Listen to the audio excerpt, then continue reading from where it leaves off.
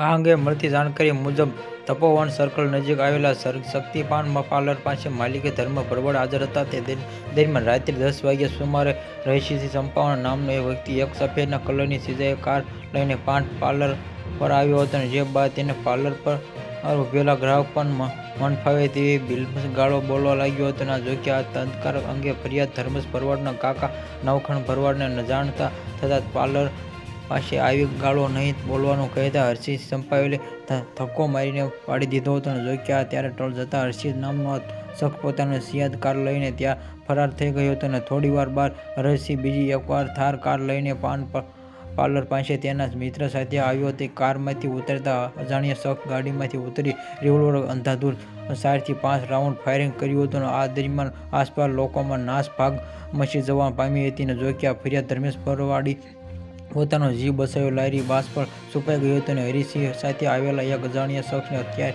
ભાગી ગયો. ત્યારે પોલીસ આરોપી શોધખોળ કરી ચાંદખેડાના તપાસ સર્કલ પાસે અચાનક 2 થી 3 રાઉન્ડ ફાયરિંગની ઘટના બનાવ આજુબાજુ વિપરી. તેમાં વાહન ચાલકો થોડા સમય ભય વ્યાપી જવા પામ્યો હતો. આ જાણ ચાંદખેડા પોલીસ થતાં તાત્કાલિક પોલીસ દ્વારા ઘટનાસ્થળે પહોંચી શા માટે ફાયરિંગ કરવામાં આવ્યું ત્યારે સદનસી ફાયરિંગ ઘટના જોકે જાનહાનિ થવા પામી ન હતી. ત્યારે હાલ ચાંદખેડા પોલીસ આર્મ્સ એક્ટ મુજબ ગુનો નોંધી આરોપીની શોધખોળ શરૂ કરી છે.